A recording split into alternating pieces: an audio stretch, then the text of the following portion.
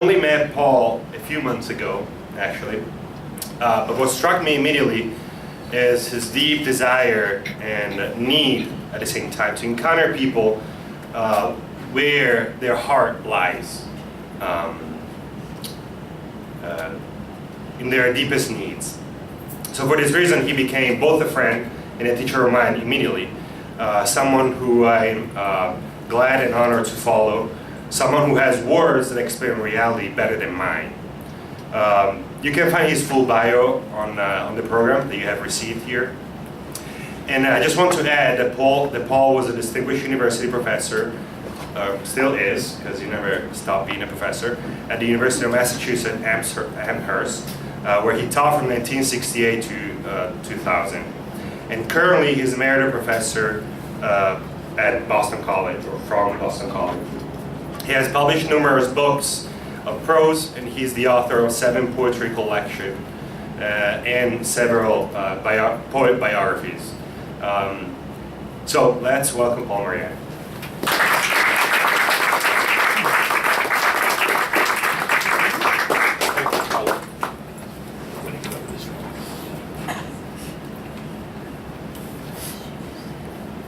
Good evening. Thank you very much.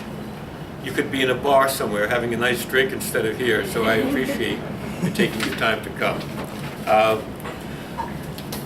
I met Paolo, I met Mattia, met others this summer up in the northern Catskills. Oh, I'm sorry. Yes, somebody. Yeah. Okay, right here. Yeah. Can you hear me now? Is that better? Okay, great. When they asked me to speak tonight, the first thing was they said, just repeat what you did up in the Catskills, and I said, no, I'll be in New York. I want to do. Let me have that water, okay, with the gin in it.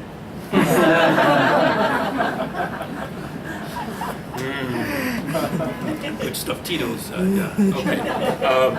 So. Okay. Listen. Maybe I should sit down with this thing. What do you think? That's right, like shorter version. Okay, listen. Hold on one second, folks. I don't want to get pierced by this thing. Okay. So I thought, okay, why don't I grew up in New York City back in the 1940s, okay? Left it, moved out to Long Island, Levittown, and then Mineola, then moved Flushing, got married. My wife is from Richmond Hill. Went to school down here. I taught police officers down here years ago. Frank Serpico was one of my students, which was terrific.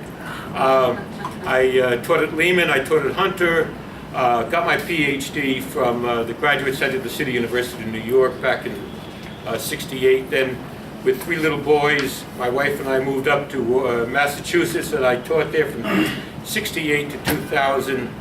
I have 3 sons. The oldest one's a Jesuit priest. So I said, why not work with the Jebbies? Okay, so I moved to Boston College, and I worked there for the last 16 years, and then just retired a year ago, June. Anyway, I'm also a biographer, so I thought one of the things that I've tried to do in my biographies is you go through the life, you say, what's really motivating these poets? You know, what's really motivating a human being? And in each case, I found something that went deep, something spiritual. Okay, not that all of the critics wanted to hear about this. Okay, believe me, they didn't want to hear about this, but it's there. It's you know, and I'll back it up. With the poetry, and I'll back it up with the letters and life, etc.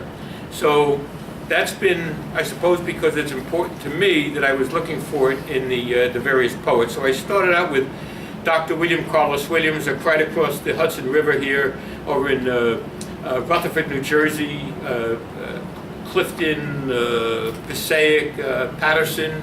Okay, I remember when I was doing my PhD work, I went to a bookstore and I saw a book called Patterson, and that's where my relatives, on my mom's side, used to work in the silk mills along the on the Passaic River. I said, who the hell would write a poem about a place like Paterson, New Jersey? But there it was, a great poem, a very democratic poem. Williams was very much influenced by Walt Whitman in that tradition, okay? So I worked on Williams, and then I said, okay, who's next? And from there I said, okay, let's try this Robert Lowell. Worked with him for a while, and then I had a dream one night where John Berryman walks into the room, and Berryman pushes Lowell aside. Pushes him out of there. He says, "You're doing me now, okay?" I said, "Okay, I got it." So I stopped doing Lowell and wrote a biography of John Berryman. Then I went back to Lowell. Who's next? I said, okay, it'll be Hart Crane. I've always wanted to do Hart Crane. It's a wild life right here in New York City. This boy from Ohio.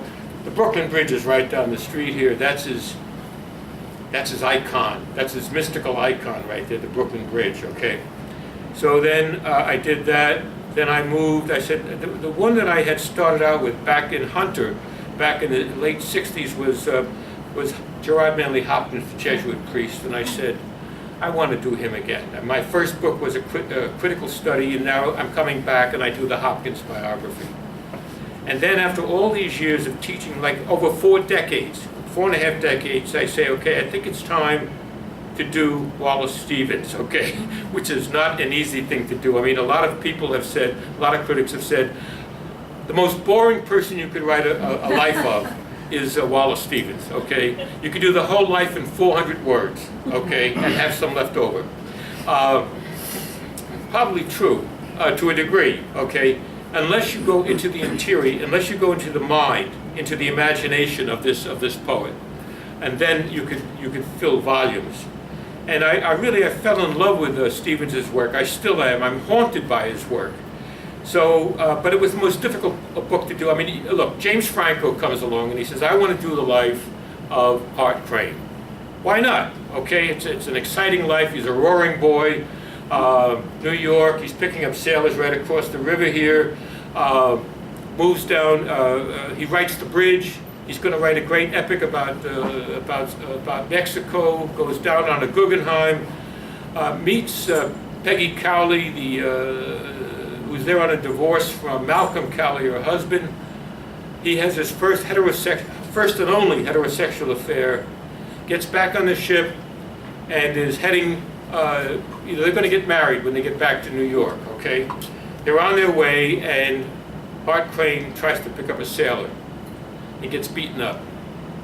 Comes the next morning, he says to Peggy, he says, I've been disgraced. Walks to the back of the SS Orizaba, waves goodbye, and then jumps off the ship.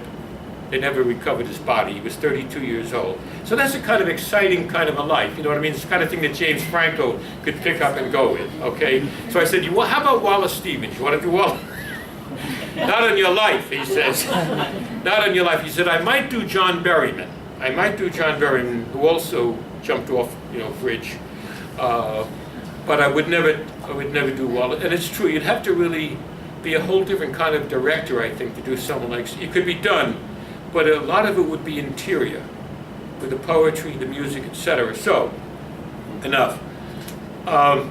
So I picked these poems. I said, I'm going to New York. Let's look at the working class. I'm from a working class background myself. So I thought I'd start with my favorite poet, who was Gerard Manley Hopkins, and I would look at this poem. The first one there is called Felix Randall, and talk about it. It goes, now here's Hopkins, a young Jesuit. He's working in Liverpool in the slum district, okay, in 1879, 1880, 81. And one of his parishioners is a young man in his early 30s named Felix Spencer, okay? And not Randall, but Felix Spencer. What he does is, this guy, is big, burly. If you're going to shoe horses, you better know how to hold a horse's foot. You're going to get your head caved in, So he's a big guy. He's rough, and then he comes down with cancer. Okay, and there's Father Hopkins in charge of him. In the sense of being a spiritual director. And so he wrote this poem, which I find it very touching. Let me just give you a little hint. He calls it Felix Randall. The man's name was Felix Spencer, okay? So Felix means blessed or happy, right? Randall is a word that you don't usually pick up very often. You have to go to the OED to find it, okay? And a randle is like a strip of leather that's placed between the horse's horseshoe and the hoof itself. It cushions it, okay? It's a buffer. And it works perfectly in this poem with what Hopkins is trying to say, all right? So let me read it and we'll talk a little bit about it. A farrier, by the way, is a blacksmith, right? You don't see too many of them around here in New York City anymore, but they used to be around, okay? Felix Randall, the farrier. Oh, is he dead then? My duty all ended, who have watched his mold of man, big-boned and hearty handsome, pining till time when reason rambled in it and some fatal four disorders, flesh there, all contented. Sickness broke him. Impatient, he cursed at first, but mended, being anointed and all. Though a heavenlier heart began some months earlier, since I had our sweet reprieve and ransom tendered to him. Ah well, God rest him all road ever he offended. This seeing the sick endears them to us too it endears. My tongue had taught thee comfort, touch had quenched thy tears that touched my heart, child, Felix, poor Felix Randall. How far from then forethought of all thy more boisterous years, when thou at the random grim forge, powerful amidst peers, didst fettle for the great grey dray horse, his bright and battering sandal. A couple of questions here. I didn't know that horses wore sandals, okay? They don't. But that's the whole point. There's a transformation that occurs here. When you think of a great big dray horse, you know, like you used to see it, I remember as a kid in New York City, pulling the old wagons, you know what I mean, with all kinds of junk on their back, the milkmen and all. Big, strong dray horses. And what's happened here is that Felix Randall there's a transformation that's going on where he moves from being a dray horse himself to a figure like Pegasus, the horse, the flying horse, okay? Light with the sandals, okay? Now, what caused that transformation in Felix Randall? Well, that's what the poem's about. It's the viaticum. It's the Holy Communion that he received. It's the sacraments that he received that changed him. Okay, this is what he's talking about. And when he says, for example, how far from then forethought all, literally forethought is a kind of prefiguration. So what he's looking at is, this is Felix Randall as you saw him, folks, a rough, tumbled kind of guy in the streets, tough as an Irishman. He was Irish, okay? That Felix Randall, and then this transformation that occurs in him, which has also, by the way, transformed me. Hopkins says, the priest. I've been changed by this. These tears touched me as well. And in the poem, I think you are also perhaps touched by the loss of this Felix Randall. It's if you're interested, it's a Petrarchan sonnet, right? ABBA, ABBA, CD, CD, I'm sorry, CCD, CCD. So you've got ended, and you've got contended, and then you've got this wonderful handsome, and some, began some, ransom, okay? Wonderful the way you can do this.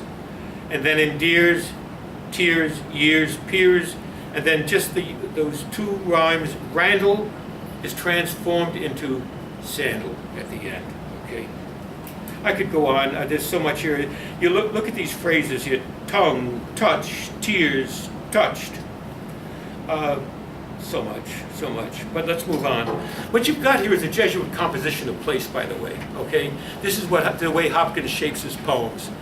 He gives you the story. This is the story of Felix Randall, and then from that he draws a moral, or he draws a meaning out of that story, that parable, okay? This is what and he does this over and over. Now, I want to move from that to Claude McKay up here in Harlem in 1921 in a poem that he wrote in his early 30s called Subway Wind.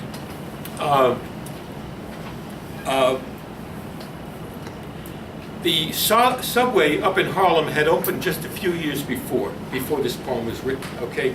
Now, I don't know if you've ever been to a subway museum. I mean, these subways have changed a good deal, but these are the ones with the old straps that hung down, okay? And they had the old fans, you know, that would whir around.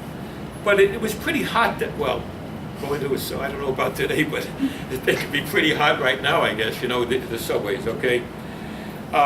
And so what you get here is the image of Harlem, 1921, with the kids trying to find some air that they can breathe. And then the dream, as he moves out, he says, if I could only be back in Jamaica now. If I could only be on the beaches with his real wind, real fresh wind, okay? So it's a sense of captivity, of being locked or imprisoned in something, and this desire for freedom that you find in the poem by Claude McKay, okay? Far down, down to the city's great gaunt gut. Can you feel that? It's almost like Dante, huh? Let me do that again. Far down, down to the city's great gaunt gut. The gray train rushing bears the weary wind. In the packed cars, the fans, the crowd's breath cut, leaving the sick and heavy air behind. And pale-cheeked children seek the upper door to give their summer jackets to the breeze. Their laugh is swallowed in the deafening roar of captive wind that moans for fields and seas. Seas, cooling warm where native schooners drift through sleepy waters, while gulls wheel and sweep, waiting for windy waves, the keels to lift lightly among the islands of the deep. Islands of lofty palm trees blooming white that lend their perfume to the tropic sea, where fields lie idle in the dew-drenched night, and the trades float above them, fresh and free. I'm learning more and more about Claude McKay. I'm really fascinated by the man. They just discovered one of his novels that was never published, called Amiable with Big Teeth, okay? And it's about the way Claude McKay sees the Communist Party at the period of the Abyssinian Mussolini's invasion of Abyssinia, Ethiopia, in 1936, okay? And the way that Claude McKay says, and that, I don't think these leaders are really speaking for our people. This is what he's getting at in the poem. And a few years later, he would die in 1947. He said, well, I've been looking all my life for an answer. I've been an agnostic, I've been an atheist, I've been a member of the Communist Party. And he says, the only thing that seems to work for me is the Catholic Church. And so late in his life, he became a Catholic, okay? He said, I'm not going to apologize for this. This is serious stuff, he said, you know, to various friends of his, you know, who had difficulty accepting that he would do this. The same is going to be true of Wallace Stevens when I get to him, because he also did the same thing. Okay, now here we go, Hart Crane, my boy. Hart Crane, The Bridge. This is from the tunnel section of The Bridge, this epic that he wrote all the way through the mid-20s and finally published in 1930. I wanted to do this section because it's right here, it's right down the road here. It's the subway that goes under the river, under the East River, right by the Brooklyn Bridge. So what you're getting is a journey under the river, and then coming up on the other side, on the Brooklyn side, turning around and looking at Manhattan, New York, back in 1926. Okay, it was a little different then. Okay. So, and by the way, this is also in terms of the bridge. This is the moment, the tunnel. This is the de profundis. This is the the descent into hell. This is what this is. Death. Hell. Because he had begun with the bridge, walking across the bridge. And for him, and being very much in love with a sailor, Emil Ofer, which had only lasted less than a year, but for him it meant everything for Hart Crane, and he lost that, and now he wonders, he's a gay man. As I say, he had only one heterosexual relationship at the end, but he feels it's not easy for him. There's a kind of guilt that he feels towards this. And you'll find, I think, something of the tension that he himself is feeling in the poem. Okay, so let's take a look at some of it here, okay? And so he says, and so of cities you bespeak subways, rivered under streets and rivers. In the car, that is the subway car, the overtone of motion underground. The monotone of motion is the sound of other faces, also underground. So what you're going to hear here is a series of voices, okay? That's what you're hearing, okay? This is one of them. Let's have a pencil, Jimmy. Living now at Floral Park, Flatbush, on the 4th of July, like a pigeon's muddy dream. Potatoes to dig in the field. Traveling to town, too, night after night. The Culver Line, that's the one that goes from Brooklyn out to Coney Island, okay? The Culver Line, the girls all shaping up. It used to be. Then he thinks, our tongues recant like beaten weather vanes. This answer lives like verdigris, like hair beyond extinction, surcease of the bone, and repetition freezes. That is, what can I hold on to? What is at the core? What is permanent, if there is permanency? What do you want? Get in a week on the links? Van Daddle Daddy, don't ask for change. Is this 14th? It's 6:30, she said. If you don't like my gait, why did you swing on it? Why did you swing on it anyhow? And somehow, anyhow, swing. Now, clearly, that's a sexual, a guy's bought prostitute, and she says, you want change? You're not getting any change. Not from this baby, no. But I think it also has to do with his own relationships with a number of them that lasted one night. Do you know what I mean? That sense, too. Then it goes on. Remember the old phonographs for the 78s, okay?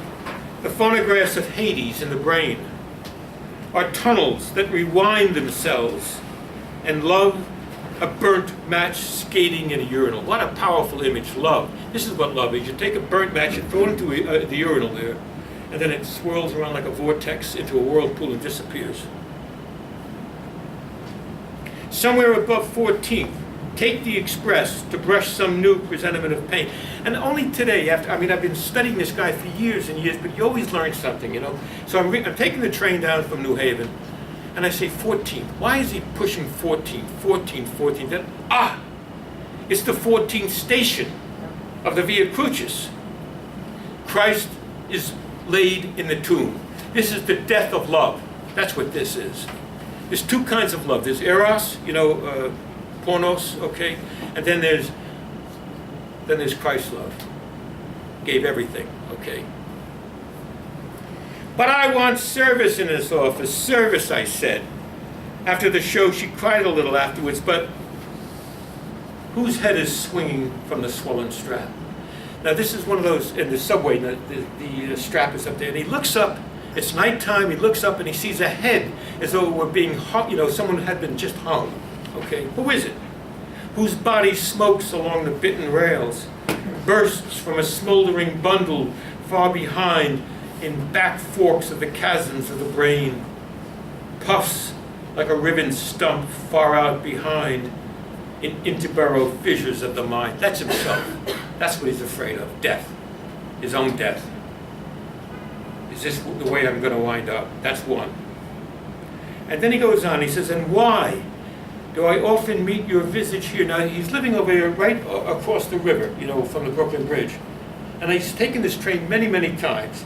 It's midnight, he's looking out, and he sees a face in the straps. And he says, Your eyes like agate lanterns. Now remember the old days where the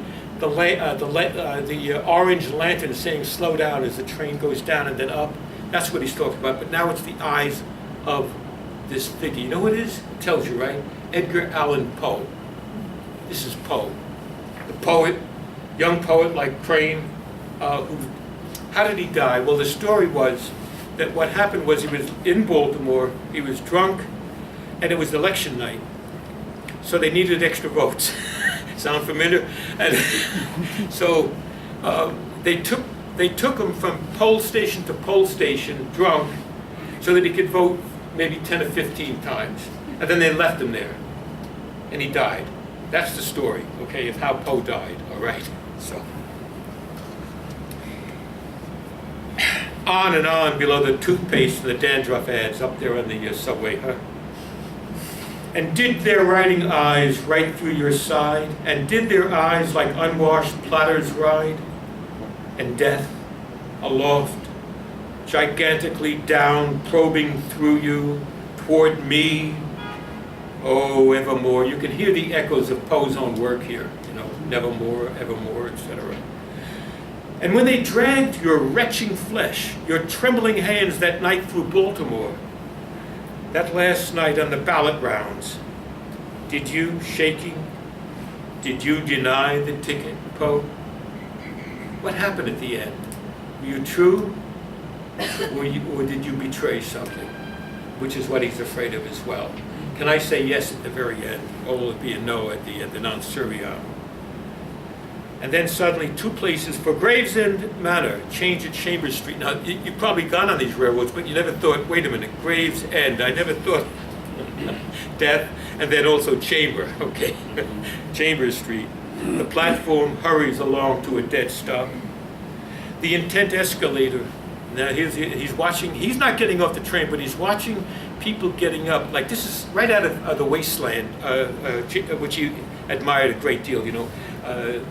T.S. Eliot's The Wasteland, and you've got the intent escalator lifts the serenade stilly of shoes, umbrellas, each eye attending its shoe, then bolting outright somewhere above where streets burst suddenly in rain. The gongs recur. This is in the old days. That's how they let you know that the next train was coming, with a gong. Okay. Elbows and levers, guard and hissing doors. Shh. Thunder is galvothermic here below. You hear thunder, but it's a thunder from the underworld. He's in hell. The car wheels off. The train rounds, bending to a scream, taking the final level for the dive under the river. Now he's at the very bottom of the East River before it starts to ascend again. And somewhat emptier than before, demented. He hears the cry, you know, the screech of the wheels, and it sounds like a crazy monster of some sort, laughing. For a hitching second humps, there it is, that sexual image again. And then let's go. Toward corners of the floor, newspapers wing, revolve and wing, blank windows gargle signals to the roar. And does the demon take you home? The devil. Evil. Does it take you home as who? The wop washerwoman. What he's talking about here is an Italian immigrant working in the city, in the lower New York City. She's got a family back home. She's getting home maybe 1 o'clock in the morning. Okay, so after working. But it goes back. If you've read the whole poem, it goes back to Columbus from Genoa. Okay, Columbus leaving from Genoa, because look what he's going to say here. He says, wop washerwoman with a bandaged hair. After the corridors are swept, the cuspidors, remember cuspidors where you spit into, and the woman had to clean those, okay? The gaunt sky barracks, cleanly now, and bare, O Genoese. Do you bring mother eyes and hands back home to children and to golden hair? By the way, I just want to throw something out. He's talked about the 14th station. I think that this is a reference to the mother who was there with her son at the death, to Mary as well, I think. I would just suggest that, okay? Because Mary is everywhere in the poem, by the way. He has this deep devotion to Mary. Let me tell you a quick story. Even when he was down in Mexico City, just before he, a couple of months before he died, he sends a postcard to Peggy Cowley, his woman he's having the relationship with. And what postcard does he pick out? It's Our Lady of Guadalupe. He says, now here's a real lady, he says. But that's interesting, he should have chosen that.